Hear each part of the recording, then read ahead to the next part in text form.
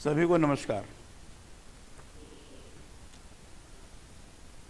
महाराजा गंगा सिंह विश्वविद्यालय बीकानेर द्वारा आयोजित महाराजा गंगा सिंह मेमोरियल व्याख्यान माला में मुख्य वक्ता के रूप में उपस्थित प्रोफेसर कपिल कपूर जी, प्रोफेसर BL भदाणी जी, विश्वविद्यालय के कुलपति प्रोफेसर विनोद कुमार सिंह जी, ऑनलाइन एवं ऑफलाइन उपस्थित सभी महानुभावगण, सभी प्राध्यापकगण, विद्यार्थियों, भाई और बहनों, सबसे पहले मैं महाराजा गंगा सिंह जी को श्रद्धा सुमन अर्पित करते हुए सादर वंदन करता हूं।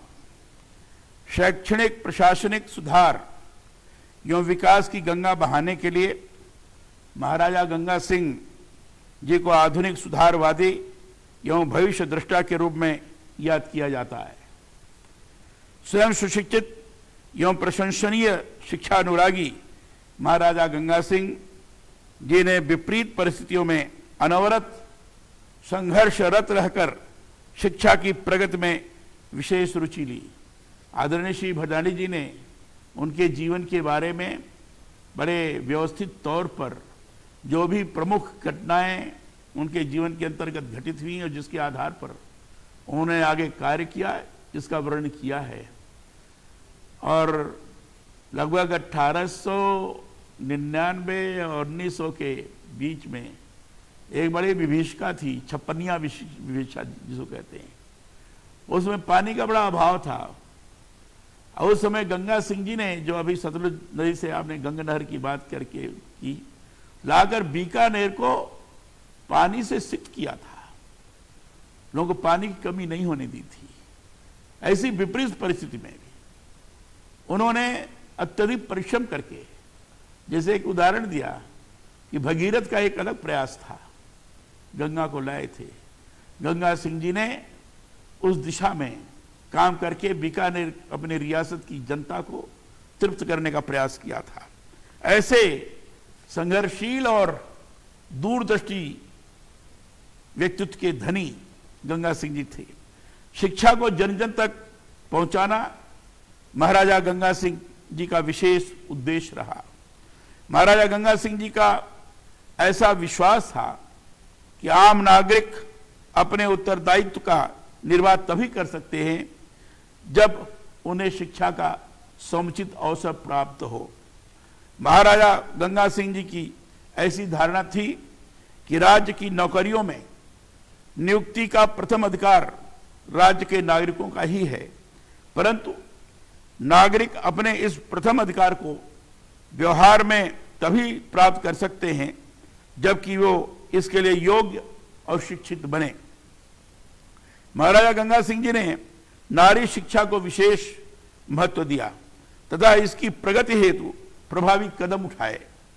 आपको यह जानकारी देना चाहूंगा कि महाराजा गंगा सिंह ने 45 वर्ष के शासन काल में बीकानेर राज्य में शिक्षा के क्षेत्र में अभूतपूर्व प्रगति करते हुए संपूर्ण राज्य में शिक्षण संस्थाओं का जाल बिछाया था। महाराजा गंगा सिंह जी ने उस समय शिक्षा की प्रगति के लिए योजनाबद्ध ढंग से कार्यक्रम की रचना की। उसका समुचित तौर पर क्रियान्वयन कैसे हो सकता है, इसको किया और उसका अनुश्रवण, मॉनिटरिंग जिसको कहते हैं, स्वयं लगातार करते रहे। उसके लिए उस प्रकार का उन्होंने प्रबंधन किया और उस प्रबंधन के आधार पर सबको शिक्षा प्राप्त हो जाए, इसका उन्होंने प्रयास किया। जैसे अभी हमारे प्रोफेसर कपूर ने कहा कि उन्होंने घर घर जाकर बालिकाएं कैसे शिक्षा प्राप्त करें, उनको कैसे पढ़ाया जाए, इस प्रकार की व्यवस्था की। जैसे राजस्थान में मैं समझता हूं कि उस समय जो समाज के बारे में चिंतन करने वाले लोग थे, ऐसे पंडित हीरालाल शास्त्री जी का भी उदाहरण आता है। बनस्थली का भी इसी तरीके से निर्माण हुआ था।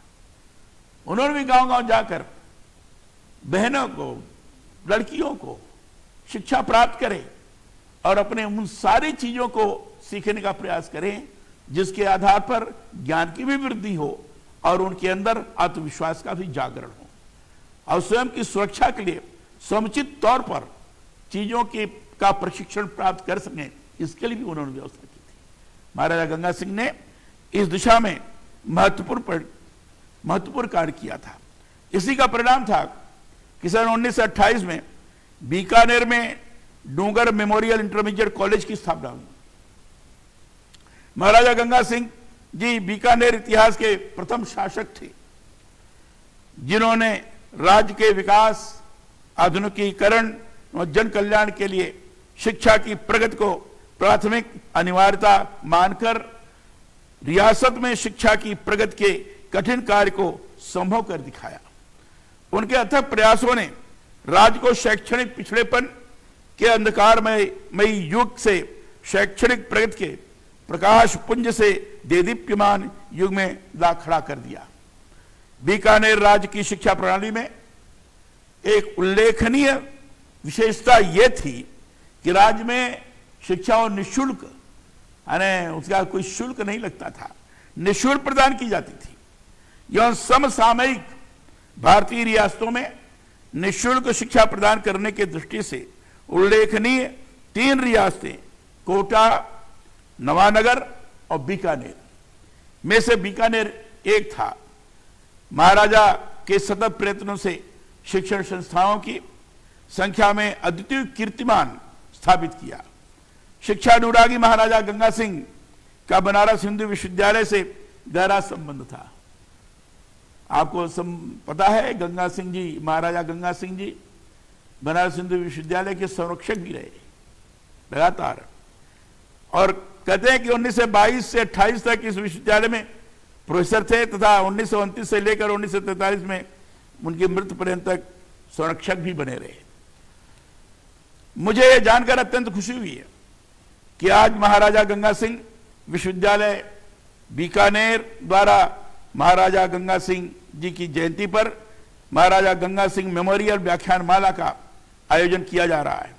इसके लिए मैं कुलपति प्रोफेसर विनोद कुमार सिंह जी एवं उनकी आयोजक टीम को हार्दिक बधाई एवं शुभकामनाएं प्रेषित करता हूं। महाराजा गंगा सिंह जी 70 वर्ष की आयु में ये विश्वविद्यालय महाराजा गंगा सिंह विश्वविद्यालय बीकानेर 17 वर्ष की अवधि में वट वृक्ष बनकर पश्चिमी राजस्थान के रेगिस्तानी भूभाग में शिक्षा का इस शोध का प्रसार कर रहा है, जिसका वर्णन श्रीमान विनोद कुमार सिंह जी ने किया। काफी चीजों के बारे में उन्होंने विश्वविद्यालय के क्रियाकलाप के बारे में उन्होंने जानकारी भी प्रदान की है। कोविड-19 जैसे विपरीत परिस्थितियों में भी विश्वविद्यालय के शिक्षकों ने ऑनलाइन प्लेटफॉर्म के माध्यम से अपनी शैक्षणिक यात्रा को अनवरत जारी रखा है। इन विपरीत परिस्थितियों में विद्यार्थियों को कठिनाइयों का सामना नहीं करना पड़े, इसके लिए विश्वविद्यालय द्वारा सतत रूप से वैकल्पिक माध्यमों का प्रयोग कर अध्यापन जारी रखना एक प्रशंसनीय कार्य है। आने वाले समय में परिस्थितियों के अनुरूप विद्यार्थियों को अध्ययन में किसी प्रकार की कठिनाई न हो, इसके लिए यहाँ के शिक्षक एक ऐसी कार्य योजना तैयार करें जिससे गांव डाणी तक रहने वाला हमारा विद्यार्थी उच्च शिक्षा से वंचित न रहे। विश्वविद्यालयों से यह अपेक्षा है कि वे ऐसे शोध कार्य करें जिससे विश्वविद्यालय उच्च शिक्षा का महत्वपूर्ण केंद्र साबित हो और शोध के ऐसे परिणाम आए जो आम जन के लिए उपयोगी साबित हों। हमने स्वयं विश्वविद्यालयों के अंदर उच्च शिक्षा गुणवत्ता युक्त हो, इस दृष्टि से एक टास्क फोर्स बनाया है और टास्क फोर्स के माध्यम से कई प्रकार के सुझाव दिए गए। उस सुझावों को विश्वविद्यालयों में लागू किया गया, उसे अगर व्यवहारिक स्वरूप प्रदान किया गया तो निश्चित रूप से मैं कह सकता हूं कि महाराजा गंगा सिंह जी जिस प्रकार की शिक्षा की अपेक्षा करते थे और जिसके माध्यम से आम जन के अंदर आत्मविश्वास जागृत हो, सकारात्मक दिशा में वो व्यवहार कर सके, वो कर सकने में सक्षम होगा और ये विश्वविद्यालय उस दिशा में कार्यरत हो, यह आवश्यक है। और इसे टास्क फोर्स के माध्यम से अभी प्रोफेसर कपूर ने जो उल्लेख किया राष्ट्रीय शिक्षा नीति के बारे में, राष्ट्रीय शिक्षा नीति ये भारतीयता पर आधारित, भारतीय संस्कृति पर आधारित, भारतीय संस्कारों पर आधारित, भारतीय भाषाओं पर आधारित यह राष्ट्रीय शिक्षा नीति है। उसके माध्यम से प्राचीन ज्ञान के साथ जोड़कर, प्राचीन ज्ञान के पूर्व, चाहे वैदिक काल का हो, चाहे प्राग वैदिक काल का हो, चाहे पौराणिक युग का हो, ऐसे ऐसे लोग रहे हैं जिन्होंने ज्ञान का भंडार प्रारंभ किया था। ऐसे ऐसे गणितज्ञ रहे, ऐसे ऐसे वैज्ञानिक रहे, भारद्वाज ऋषि जैसे वैज्ञानिक जिन्होंने हवाई जहाज का ये प्रारंभिकरण किया था। इतने बड़े विद्वान, ऐसे ऐसे लोग रहे। तो ऐसे ज्ञान के साथ जोड़कर चलने वाली ये शिक्षा प्रणाली बने, उस दिशा में लोग आगे बढ़ सके, ऐसी शिक्षा प्रणाली जिसका श्रीमान गंगा सिंह, ये हमारे प्रोफेसर कपूर जी ने उल्लेख किया। तो इस पर भी टास्क फोर्स के द्वारा सभी कुलपतियों से विचार विमर्श करके, चर्चा करके उसको कैसे विश्वविद्यालयों में सही तौर पर लागू किया जा सकता है और आम विद्यार्थी को अनुभव कराने में वो सक्षम हो सके, यही सही माने में हमारी राष्ट्रीय शिक्षा नीति आगे विद्यार्थियों के निर्माण करने की दिशा में महत्वपूर्ण कदम उठा सकती है और उसको आगे बढ़ा सकती है। इस प्रकार का टास्क फोर्स के द्वारा किया जा रहा है और उन सिफारिशों के आधार पर विश्वविद्यालय अपने वहां गुणवत्ता युक्त शिक्षा पर विशेष जोर दे, इनोवेशन पर विशेष जोर दे और विद्यार्थी स्वयं अनुभव कर सके कि हम आत्मनिर्भर होकर अपना काम कर सकते हैं। ये स्वरूप महाराजा गंगा सिंह विश्वविद्यालय के अंतर्गत भी निर्माण हो, ये मैं अपेक्षा करता हूं।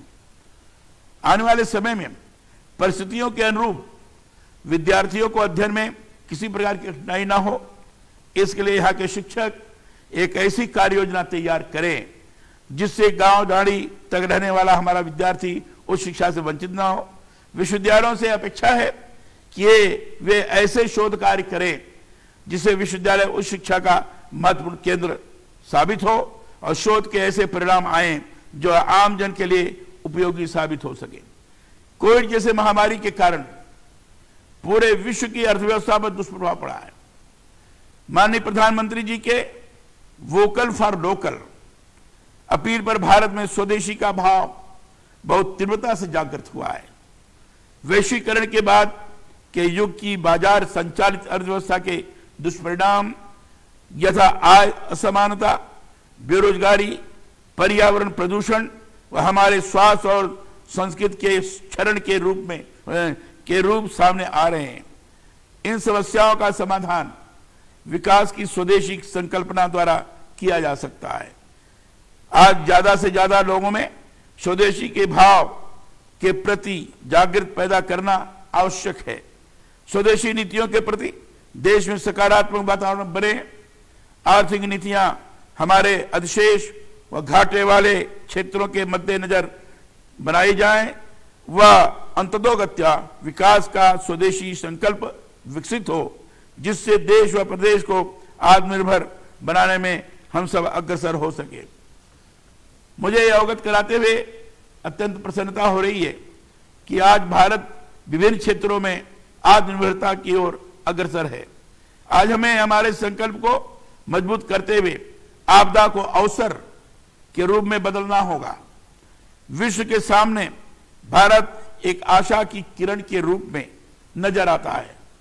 भारत की संस्कृति, भारत के संस्कार उस आत्मनिर्भर की बात में वसुधैव कुटुंबकम के भाव को रखते हैं। भारत की आत्मनिर्भरता के मूल में संसार के सुख, सहयोग एवं शांति का भाव है। जो जीव मात्र का कल्याण चाहते हैं तथा पूरे विश्व को परिवार मानते हैं। देश में शैक्षणिक विकास को नई ऊंचाइयों पर ले जाने के लिए नवीन शिक्षा नीति 2020 बनाई गई है। मानवीय क्षमताओं को पूर्णता तक ले जाने, समतामूलक समाज निर्माण और राष्ट्रीय विकास का मूल आधार शिक्षा है। मुझे आशा है कि भारत अगले 10 वर्षों में विश्व की सबसे बड़ी युवा शक्ति के रूप में विकसित होगा। इस परिदृश्य में राष्ट्रीय शिक्षा नीति 2020 आशा और आत्मविश्वास को जागृत करने के लिए एक सजीव दस्तावेज है। राष्ट्रीय शिक्षा नीति 2020 भारतीयता को केंद्र में रखकर विश्व का नेतृत्व कर सकने वाले नागरिक निर्माण का कार्य करेगी। हमारे महाराजा गंगा सिंह जी ने केवल शिक्षा के ही क्षेत्र में नहीं, तो उन्होंने भारत का प्रतिनिधित्व विभिन्न देशों में किया है। 1924 में लीग ऑफ नेशंस के 5वें अधिवेशन में भी उन्होंने भारतीय प्रतिनिधि के हैसियत से भाग लिया था और उन्होंने अपने वक्तृता के आधार पर स्वाभाविक रूप से भारत के प्रति एक सम्मोहन लोगों के मन के अंदर पैदा किया था और वो उनका व्यक्तित्व इस प्रकार था कि स्वाभाविक रूप से भारतीयता को आधार मानकर, भारतीय संस्कृति को आधार मानकर, धर्म के आधार पर चलने में किसी भी प्रकार की हीनता का भाव उनके मन के अंदर कभी नहीं आता था। और इसलिए वो श्री भारत धर्म महामंडल और बनारस हिंदू विश्वविद्यालय के संरक्षक के रूप में रहे। बनारस हिंदू विश्वविद्यालय की स्थापना के बारे में आप लोगों को अच्छी तरह पता है। मालवीय जी ने बनारस हिंदू विश्वविद्यालय जब प्रारंभ किया तो उन्होंने कहा कि भारतीय संस्कृति और संस्कारों पर आधारित यह बनारस हिंदू विश्वविद्यालय है। जो विभिन्न विषय पढ़ाए जाएंगे उसके साथ ही साथ उसमें धर्म एक विषय रहता था। पाठ्यक्रम के अंतर्गत धर्म भी विषय होता था। उस विषय में पास होना बहुत आवश्यक होता था, यद्यपि प्रतिशत के अंतर्गत उसके अंक की गणना नहीं होती थी, लेकिन पास होना जरूरी होता था। और उससे प्रभावित थे महाराजा गंगा सिंह जी, और गंगा सिंह जी बनारस हिंदू विश्वविद्यालय के संरक्षक के रूप में बराबर रहे। रॉयल कॉलोनियल इंस्टीट्यूट और ईस्ट इंडिया एसोसिएशन के उपाध्यक्ष थे। Indian Army Temperance Association, Bombay Natural History Society, London की Indian Society, Indian Gymkhana, Mayo College Ajmer की General Council, Indian Society of Oriental Art जैसी संस्थाओं के सदस्य और इंडियन रेड क्रॉस के पहले सदस्य थे।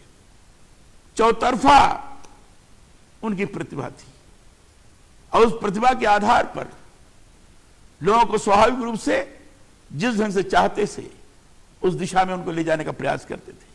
ऐसे व्यक्तित्व के धनी, तो ऐसे विद्यार्थियों का निर्माण जिनके स्वाभाविक रूप से एक भारतीय दृष्टि हो और जिस दृष्टि के आधार पर वो स्वयं प्राप्त की हुई गुणवत्तायुक्त शिक्षा के कारण लोगों को ये दर्शा सके कि हम अमुक विश्वविद्यालय के हैं, हमने यहां से पढ़ाई की है, उसका एक यानी उस व्यक्तित्व को, विद्यार्थी को देखने के पश्चात विश्वविद्यालय का परिचय प्राप्त हो सके। यह स्वरूप निर्माण होना बहुत आवश्यक है। ऐसे नागरिकों का निर्माण विश्वविद्यालयों के माध्यम से होना चाहिए।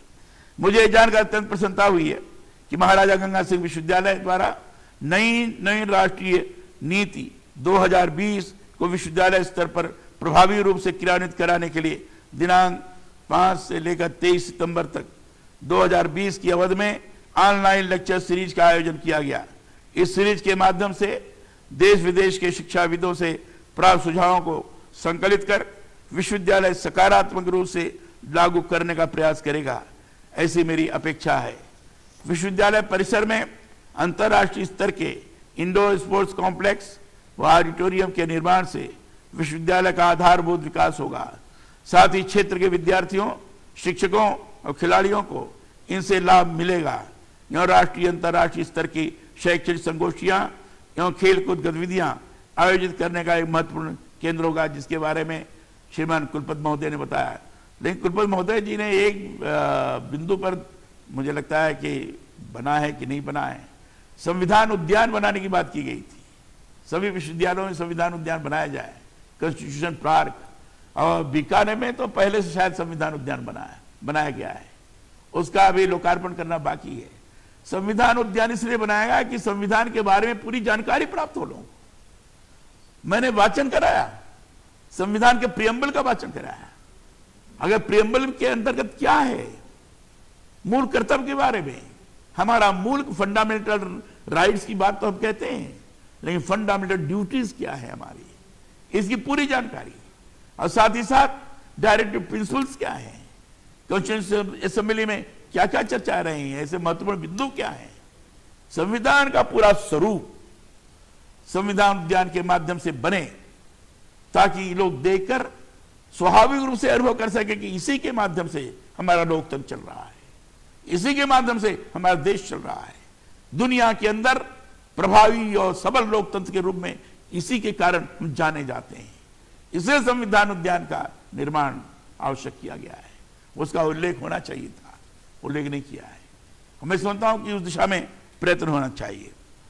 मेरे विश्वविद्यालय से अपेक्षा है कि भविष्य में विद्यार्थी हित को सर्वोपरि मानते हुए शैक्षणिक और सामाजिक क्षेत्र में अपना महत्वपूर्ण योगदान प्रदान करें। मेरी शुभकामना है कि महाराजा गंगा सिंह विश्वविद्यालय उनके सोच के अनुरूप कार्य कर सके, आगे बढ़ सके। यही कहकर मैं आप लोगों के प्रति शुभकामना व्यक्त करता हूं और अपेक्षा करता हूं उस दिशा में आप सत्काररत हों। धन्यवाद। जय हिंद।